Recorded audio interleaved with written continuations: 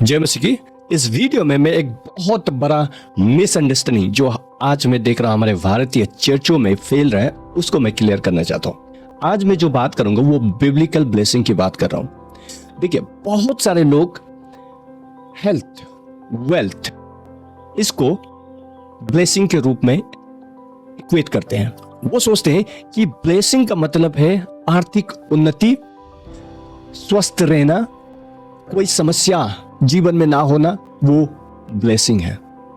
सफलताएं, उन्नति, स्वस्थ, चंगाई, ये सारे चीजों को ही आशीर्वाद मान बैठते हैं बहुत सारे लोग, और ये बहुत दुख की बात है। मैं यहां में ये नहीं कर रहा हूं ये सब आशीर्वाद नहीं है। दूसरा, एक आदमी बीमार है, एक आदमी आर्थिक रूप से संघर्ष कर रहा है, उसके जीवन में ढेरों समस्या है, वो आशीषित नहीं है, ये कहना भी गलत है। तो अब हमको समझना है कि जो रियल ब्लेसिंग है, जो असल ब्लेसिंग है, वो क्या है। असल ब्लेसिंग हमको देखने मिलता है आरोनिक ब्लेसिंग में। जब आप आरोनिक ब्लेसिंग को पढ़ते हो तो ये जो सारे जो बातें मैंने कही, जो पूरा स्क्रिप्चर का ओवरऑल काउंसिल में, यानी कि पूरे जो परमेश्वर का जो रिडेम्पटिव हिस्ट्री है, उसमें ये सारी चीजों को आपको देखने को मिलता है। अब हम पढ़ते हैं आरोनिक ब्लेसिंग को। नंबर्स चैप्टर 6 वर्सेस 24 to 26 में वचन इस प्रकार से कहता है, the Lord bless you and keep you, the Lord make his face shine upon you and be gracious to you, the Lord lift up his countenance upon you and give you peace. इसमें ये जो बात समझने वाली है, आशीर्वाद यहां पर किसको कहा जा रहा है? आशीर्वाद यहां पर परमेश्वर का नजर जब आपके ऊपर है, परमेश्वर का उपस्थिति जब आपके जीवन में है, यानी इसका मतलब यह है कि परमेश्वर का उपस्थिति हमारे साथ में है, परमेश्वर हमसे प्रसन्न है और परमेश्वर हमें अनुग्रह देते हैं। अब देखिए, हम परमेश्वर के इच्छा में हो सकते हैं, परमेश्वर के योजना में हो सकते हैं, फिर भी हम गरीब हो सकते हैं, फिर भी हम बीमार हो सकते हैं, फिर भी हम समस्या में हो सकते हैं। ऐसे ढेरों उदाहरण मैं दे सकता हूं वचन से। जोसेफ ले लीजिए, उसका जीवन किस प्रकार का था। यदि आपने जोसेफ का कहानी पढ़ा हो तो आपको पता चलता है। आप यिर्मयाह का उदाहरण ले लीजिए, उसको कितना सताव का सामना करना पड़ा, और ट्रेडिशनली ये कहा गया कि वो उसे परसिक्यूट करके एग्जाइल यानी बेबीलोनियन एग्जाइल में मार डाला गया। अब यूहन्ना बपतिस्मा देने वाले को देखिए, उसका क्या हश्र हुआ। क्या वो आशीषित नहीं था? उसे तो प्रभु ने कहा कि जितने भी मां के कोख से जन्मा उससे महान कोई नहीं, यानी कि उससे आशीषित कोई नहीं। और उसका अंत क्या हुआ? उसका सिर को धड़ से अलग कर दिया गया।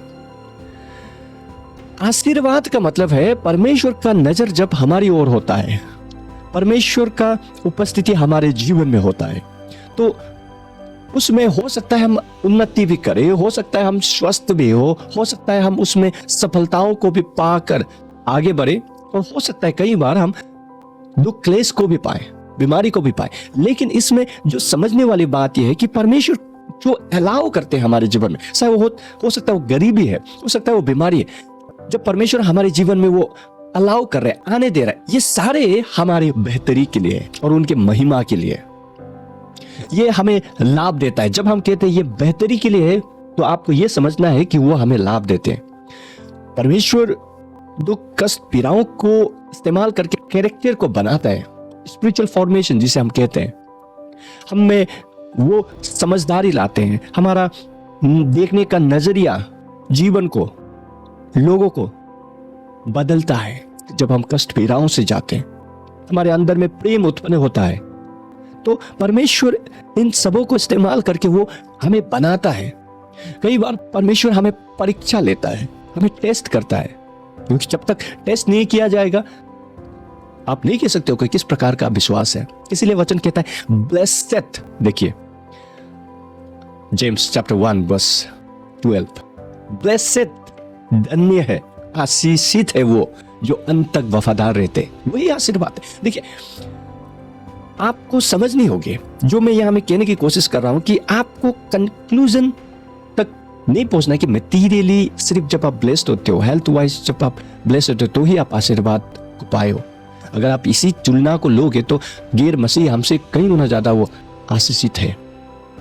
तो परमेश्वर जो अलाउ करते हैं वो हमें बनाने के लिए हो सकता है या हमें टेस्ट करने के लिए हो सकता है। और तीसरा, यह हमें ये भी आपको समझनी होगी कि परमेश्वर कई बार हमें डिसिप्लिन करते हैं पेन्स एंड सफरिंग के थ्रू। हमें अनुशासन लेके आता है, हमें प्रार्थना का जीवन को गहराई लेके आता है, परमेश्वर के वचन का प्रति हमारा समझ को खोल देता है। हम आत्मिक रूप से और आगे बढ़ते हैं डिसिप्लिन के थ्रू। पढ़िए बुक ऑफ हिब्रू में वचन कहता है उनके बच्चों को वो डिसिप्लिन करते हैं। जब हमारे जीवन में कोई भी चीज, कोई भी वस्तु प्रभु का जगह ले लेता है, कई बार आपका हेल्थ, कई बार आपका उन्नति, कई बार आप धन दौलत को परमेश्वर की जगह रख सकते हैं। तो इसलिए कई बार परमेश्वर वो सारे बैसाखियों को हमारे जीवन से ले जाता है जिस पर हम निर्भर होते हैं, ताकि अल्टीमेटली हम उन्हीं पर निर्भर हो, उन्हीं पर हमारा डिपेंडेंस हो। तो sometime God purposefully does it. तो आप ये मत कहिए कि जो ये दुख, कष्ट, पीड़ाएं हैं, गरीबी है, संघर्ष है, इन सबों से परमेश्वर कुछ भलाई उत्पन्न नहीं कर सकते। आप ये मत कहिए। प्रभु यीशु मसीह का जीवन देखिए, इतिहास में इतना बड़ा अन्याय किसी के साथ नहीं हुआ, इतना बड़ा दर्दनाक मौत किसी को नहीं मिला। बेकसूर होते हुए, निर्दोष होते हुए, निष्पाप थे वो, फिर भी उन्हें इतना कुछ सहना पड़ा। अंत में जाके उन्हें मार डाला गया। हम कहते अधनंगा नहीं, हिस्टोरिकली आप देखिए, टोटल नेकेड प्रभु को क्रॉस पर चढ़ाया गया। क्या आप ये कहोगे कि उससे कुछ भलाई उत्पन्न नहीं हुआ? हम परमेश्वर जो सर्वज्ञानी है, जो सब कुछ जानने वाले परमेश्वर है, हम क्यों हमें पल भर का ये जीवन में जो दुख, कष्ट, बीमारी है, इसको लेकर हम ये कहने जाते हैं कि उससे परमेश्वर कुछ भलाई उत्पन्न नहीं कर सकता। हमारे बीमारी से परमेश्वर कुछ भलाई उत्पन्न नहीं कर सकता, हमारे संघर्ष से परमेश्वर कुछ भलाई उत्पन्न नहीं कर सकता, हमारे कष्टों से, हमारे कंगाली से, हमारे दर्द से क्या परमेश्वर भलाई उत्पन्न नहीं कर सकता? हम क्यों ये सोच लेते हैं? परमेश्वर सर्वज्ञानी है। जो ब्लेमलेस था, लेकिन उसको दुख कष्ट उठाना पड़ा, बीमारी देखा, नुकसान देखा, परिवार बिछड़ गए। इन सबों के बीच में वो अपने आप को जस्टिफाई करते करते जाता रहा। परमेश्वर के ऊपर में संदेह, सवाल भी उसने किए, उसके अच्छाई, उसके भलाई को। लेकिन अंत में जाके जब परमेश्वर का दर्शन मिला, वो क्या हुआ? वो मन फिराया।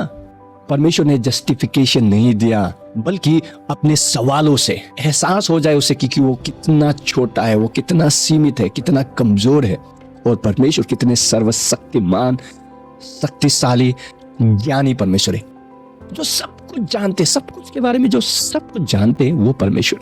हमारा जीवन, हमारा कहानी ये पल भर का नहीं, हमारा कहानी अनंत काल तक जाता है। तो हम ये जो पल भर में कुछ होता है, ये जो मोमेंटरी लाइफ है, इसमें कुछ कुछ चीजों को देखकर हम ये कंक्लूड करने को जाते हैं कि इन सबों से परमेश्वर हमारे लिए कुछ भलाई उत्पन्न नहीं कर सकता। वचन साफ करता है, रोमन्स 8:28, अंत में जाके वो भलाई को ही उत्पन्न करेगा। So trust God. हमारे जीवन में जब बहुत कुछ है तब भी परमेश्वर को भरोसा करना है, हमारे जीवन में कुछ नहीं है तब भी परमेश्वर को भरोसा करना है। हम जब स्वस्थ हैं तब भी परमेश्वर को भरोसा करना है, जब हम बीमार हैं तब भी परमेश्वर को भरोसा करना है। एट द एंड जो भी चीज वो हमारे जीवन में अलाउ करते हैं, वो हमारे भलाई के लिए होता है, हमारे बेहतरी के लिए होता है और उनके महिमा के लिए होता है। सो प्रभु यीशु मसीह का जीवन को देखिए, वो क्रॉस से हमारे लिए उद्धार को लेके आए। वो प्रभु हमारा है। इसी बात को दर्शाते हुए जो सब कहता है, तुमने मेरे साथ में बुरा किया, लेकिन उसी को परमेश्वर ने हम सबों के भलाई के लिए इस्तेमाल किया। It is for good, he is good. So जब तक पूरा तस्वीर हमें दिखाई नहीं देता तो हमें अनुमान नहीं लगाना चाहिए, अंदाजा नहीं लगाना चाहिए। Wait, trust God. और दूसरा, क्या हम उन्नति नहीं करेंगे? क्या मैं ये कहने की कोशिश कर रहा हूं? No, if he wills, if he purpose, if he plans, आप उन्नति करेंगे। आपको हेल्थ, वेल्थ से भी आपको आशीर्वाद मिलेगा। He is sovereign. वो किसी भी तरह से हमको ब्लेस्ड कर सकते हैं, लेकिन अल्टीमेटली एट द एंड जब हम परमेश्वर के नजर में होते हैं, मैं यही वार्न करने की कोशिश कर रहा हूं कि आप ये ना सोचे कि सिर्फ पैसे ही परमेश्वर की ओर से आशीर्वाद है, हेल्थ ही सिर्फ परमेश्वर की ओर से आशीर्वाद है, सिर्फ चंगाई ही परमेश्वर की ओर से आशीर्वाद है। नो, अगर परमेश्वर आपको चंगा नहीं करना भला समझता है तो वो आपके लिए आशीर्वाद है, आपकी बीमारी आपके लिए आशीर्वाद है। देखिए, ये कमजोर विश्वास वालों के लिए नहीं, ये सैलो क्रिश्चियनिटी नहीं, इट इज बिब्लिकल क्रिश्चियनिटी की मैं बात कर रहा हूँ। गॉड विल्स, मेरे में भी बीमारी है, मुझे भी चंगाई नहीं मिला। मैं आपको बता दूं, 7 दिन मैंने उपवास के साथ में प्रार्थना किया मेरे एक बीमारी की चंगाई के लिए, लेकिन मुझे नहीं मिला चंगाई। तो क्या इससे मैं निराश हो गया? नहीं, परमेश्वर ने वचन के द्वारा मुझसे बातें की कि this is for my benefit, ये जो बीमारी है मेरे शरीर में है, ये मेरी भलाई के लिए है। सो मैंने उसमें आमीन किया। क्या अभी मेरे अंदर में चाहत नहीं है कि मैं चंगा हो जाऊं? But at the and I conclude कि परमेश्वर जो चाहते हैं वही हो मेरे जीवन, क्योंकि मैं चंगा होकर स्वस्थ होकर 100 साल जीकर, धनवान होकर 100 साल जीकर मर जाऊं और उसके बाद में अनंत काल के लिए नरक में चला जाऊं तो क्या है? क्या वो मेरे लिए आशीर्वाद हुआ? नहीं। अगर मैं बीमारी के साथ में भी अगर प्रभु के पास जाऊं तो इट्स अ ब्लेसिंग।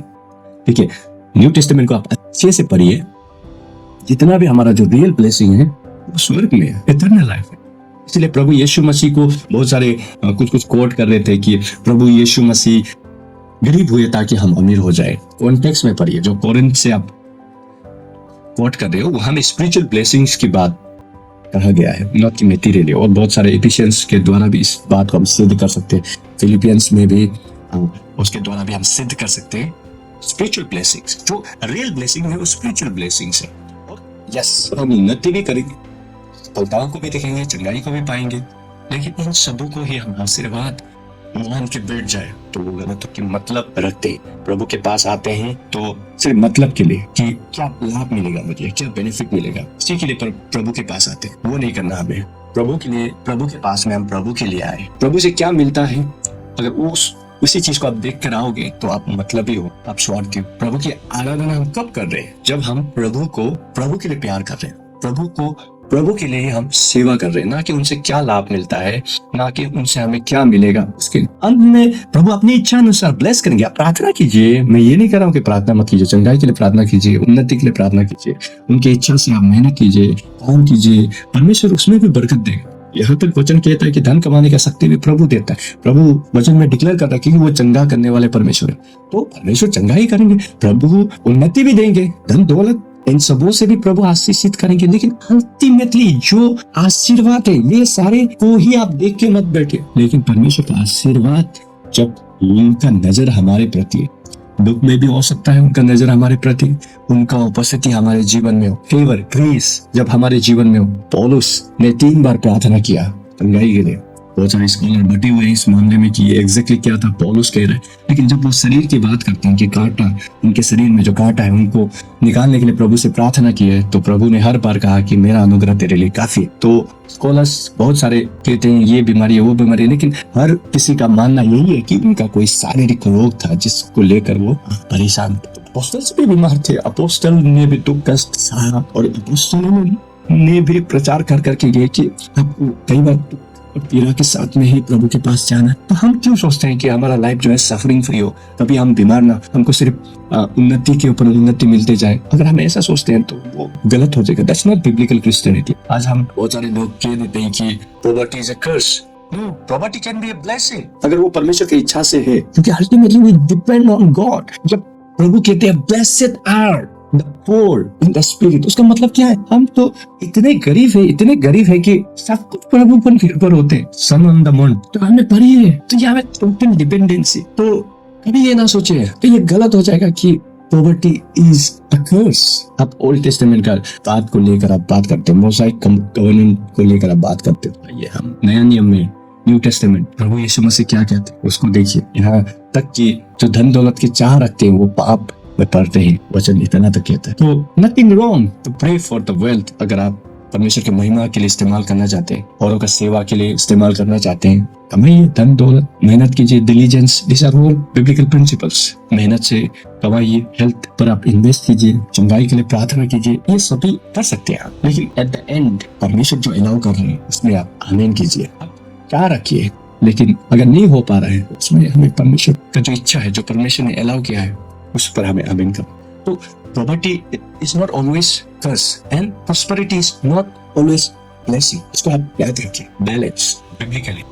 तो असल ब्लेसिंग क्या है? When the परमेश्वर का नजर जब आपके प्रति हो, जब परमेश्वर का उपस्थिति आपके जीवन में, जो परमेश्वर का अनुग्रह आपके जीवन में, you are blessed। तो इसलिए कई बार आपको इंसल्ट भी मिलेगा प्रभु के लिए, तो वो भी आपके लिए ब्लेसिंग है। फर्स्ट पीटर 4:4 में पढ़िए, इट इज ब्लेसिंग। इंसल्ट भी ब्लेसिंग, परसिक्यूशन भी ब्लेसिंग हो सकता है, बीमारी भी ब्लेसिंग हो सकता है। इन सबों से प्रभु आपके लिए और मेरे लिए भलाई उत्पन्न करता है, तो वो आशीर्वाद है। परमेश्वर की योजना में है तो आशीर्वाद है, दैट्स ब्लेसिंग। तो इसे हमें समझना है। आशा करता हूँ आपको समझ में आए ये वचन। धन्यवाद अंत तक देखने के लिए। God bless you.